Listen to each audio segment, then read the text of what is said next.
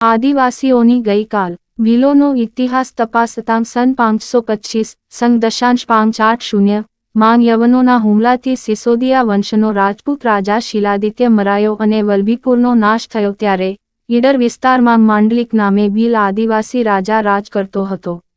આ ઉપરાંત સંગ 1250મી સંગ 1302 સુધી ઈડરની ગાદી પર ભીલ આદિવાસી રાજા હાથી સોડે અને તેના પુત્ર શામળિયા સોડે એ જ કર્યાના લિખિત ઐતિહાસિક ઉલ્લેખો ઈડર રાજ્યનો ઇતિહાસ પુસ્તકમાંથી પ્રાપ્ત થાય છે. ભૂગોળની રીતે સ્થળ નામો તપાસતાં આદિવાસી પ્રજાનો વિસ્તાર ઘણા વિશાળ પ્રદેશ પર હોવાનું ભીલમાળ, ભીલવાડા, ભીલાડ, ભીલોડા જેવા મધ્યપ્રદેશ, રાજસ્થાન, મહારાષ્ટ્ર અને ગુજરાતમાં દેખાતા સ્થળ નામો સૂચવે છે. તેમનું એક મહત્વનું રાજ્ય આશાવલ આજના અમદાવાદ વિસ્તારમાં આશરે 8મી સદીથી 11મી સદી સુધી હતું. તેનો નાશ પાટણના ચૌલુક્ય કે સોલંકી રાજવી કર્ણદેવે કર્યો હતો. તે આદિવાસીઓની ઉચ્ચ રાજકીય કક્ષા દર્શાવે છે. ઈ.સ.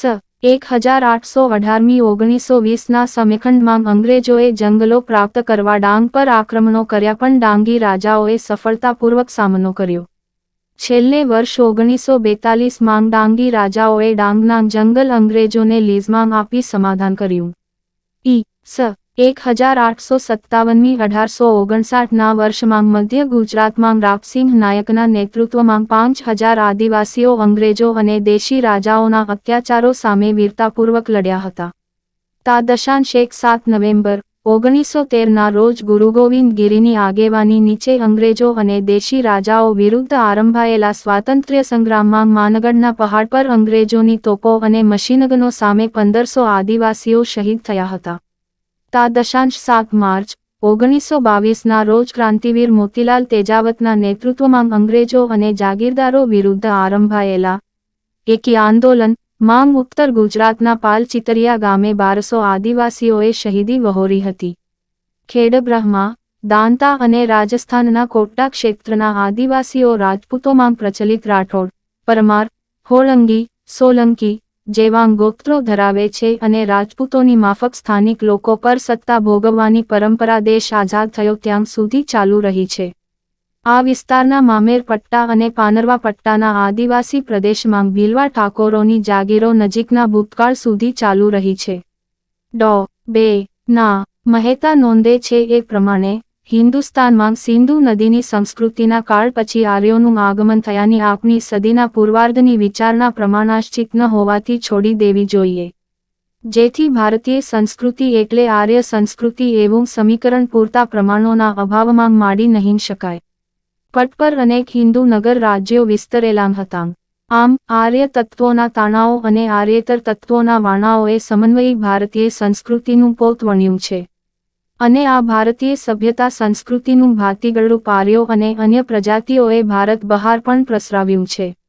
અખંડ ભારતની એકતાને વધુ દૃઢ અને મજબૂત બનાવવાની દાજ રાખનાર અને ભારતના વર્તમાન અને ભવિષ્ય સર્વાગી વિકાસનું હંમેશા ચિત્કાર કરનાર જાગૃત ભારતીય નાગરિકને ભારતીય સંસ્કૃતિના આદિમૂળ ભીલ સંસ્કૃતિને તેના મૂળ સંદર્ભ સાથે જોઈને સમજ્યા વિના આજે કે આગામી વર્ષોમાં પાલવે તેમ નથી જ નથી. આર્યોને દ્રવિડ, પુલની, નિષાદ કે આદિવાસી જેવી આર્યેતર સંસ્કારી પ્રજા પાસેથી જે વારસો મળ્યો હતો તે હિન્દુ ધર્મનો ધાર્મિક, સામાજિક અને સાંસ્કૃતિક પાયો ગણાય છે. વર્તમાન હિન્દુ એક હિન્દુ ધર્મનું સ્વરૂપ મુખ્યત્વે આર્ય અને દ્રવિડ, નિષાદ કે આદિવાસી જેવી આર્યેતર સંસ્કૃતિઓના મિલન અને યોગદાનનું મંગલદાયી પરિણામ છે. હિન્દુ ધર્મનું આ સમન્વયી રૂપ પ્રાગૈતિહાસિક સભ્યતાથી આરંભી તામ્રાશ્મ, ઐતિહાસિક અને સ્વતંત્ર ભારતની વર્તમાન સભ્યતા સુધી અભિન્ન રહ્યું છે. ભારતીય સભ્યતા કેવળ નોર્ડિક આર્ય જાતિની, કુલીન લોકોની જ સંસ્કૃતિ નથી. એ તો એકાદ પથ્થર સ્થાપીને એના પર જ સિંદૂર ચોપડી અને પૂજા કરનારા લોકોથી માંડીને અદ્વૈતની મહત્તમ અનુભૂતિ સુધીના વૈવિધ્યોથી પોતાના જીવનમાં રંગ ભરનાર અને ભારત ભૂમિને રંગમયી, વિચારમયી, ગતિમયી બનાવતી વિવિધ પ્રજાઓની સહિયારી સંસ્કૃતિ છે.